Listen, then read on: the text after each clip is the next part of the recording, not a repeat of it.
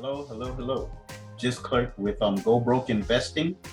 Quick clips. Today we're gonna be reviewing just some video footage from somebody I follow, begun to follow, especially as he's become very vocal in about crypto and investing in crypto. So let's get right to it. We have Shark Tank's Kevin O'Leary, who has been making appearance on various financial news, and he has interviews as well on various YouTube channels. You can check it out. And he was part of this conference that they had, and you have Elon Musk was on here as well talking about crypto. And basically, Kevin O'Leary, if you go back a few months of this year, he was pretty cautious about crypto, saying, looking into it, dipping his toe into it, very small percentages of his investment portfolio, his personal portfolio. And then it was curious to see, as the months have progressed of this year, how he's becoming a little bit more comfortable with crypto as an investment in his portfolio.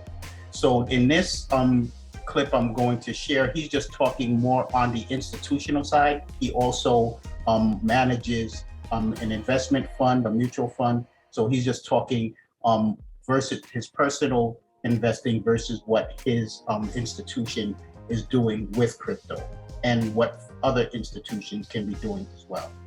What changed your mind and what makes you excited about this space? I was a very vocal non-advocate back in 2017 because I'm forced to live in a world. I service pension funds and institutions with indexing. We are 100% compliant 100% of the time. And my first purchase was not in an operating company. I just bought some Ethereum and some Bitcoin in a wallet myself back in 2017. And one day just talked about it on television, on business press. And my compliance officer called me up while I was still in the green room saying, "Are you out of your mind? Are you out of your mind? We cannot have this dialogue, and because we're going to get a call." And sure enough, we did. And what's changed is the regulatory environment, because I don't have the option to be non-compliant. I don't even have that at all. But slowly and surely, in other jurisdictions first, Switzerland, Germany, France, Australia, England, Canada, which has allowed ETFs now with Ethereum and with Bitcoin. So I changed when the regulator changed. And I'm very interested in crypto now as an asset class. And in my world, let's say you're running a $1 billion mandate, which is a typical mutual fund or ETF or whatever. And generally, if you're compliant with your own compliant department, there's 11 sectors in the S&P, for example. You're allowed to go up to 20% in any one sector and up to 5% in any one name. That's generally how it works. I argue today that crypto is the 12th sector of the S&P. That's what it is. It doesn't mean I have to have everything in Bitcoin, and I don't want to have everything in Bitcoin. I want to have a portfolio of crypto, coin, chain, tokens, whatever is compliant. And what's going to happen here, and what we need to do, and why I'm so happy we have these dialogues and these conferences. Think about the typical institution. Every night at 4:01, they mark to market every position they have. The internal compliance department sees it. How much leverage is used, what positions are, is it within mandate, not over 5%, whatever it is. Then their external auditors come in on a weekly or quarterly or annual basis and sign those audited statements. Then they issue that report to the regulator. We don't have that infrastructure in crypto right now.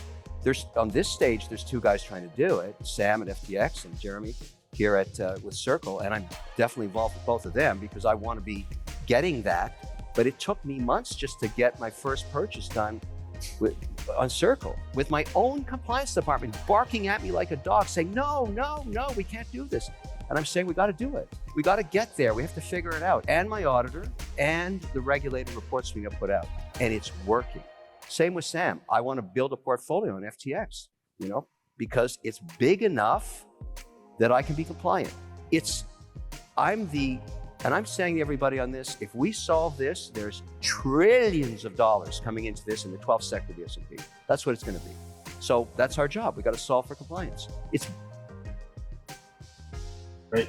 So pretty much, so he's talking about the institutional side of things. There's a lot of key things that he said there for people who are not familiar with financial institutions, the stock market, investing, right? Depending on most of the countries that do that have stock investing, investment funds, they have their own regulatory agencies, their compliances, rules that they have to operate by, right? So that they can make sure that the information that people are using to invest in their funds and the various assets are transparent so that people can make informed decisions. And exactly as he said, right now that doesn't exist in crypto. You have to do your own research.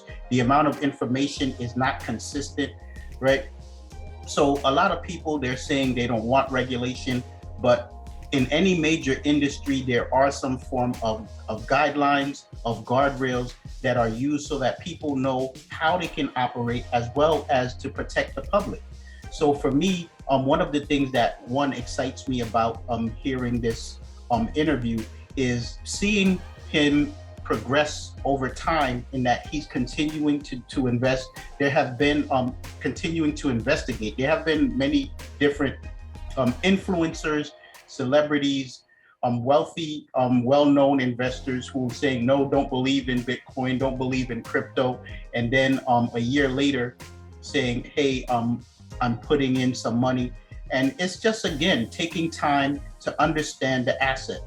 No one is saying that you should blindly get into any investments. Always do your own research. And it's good to see that this is happening. So if you're watching this, again, this is something that we always say in Go Broke Investing. Keep digging, ask questions, do your own research, and hopefully you find us as a source of information, a way to help you ask the right questions as well.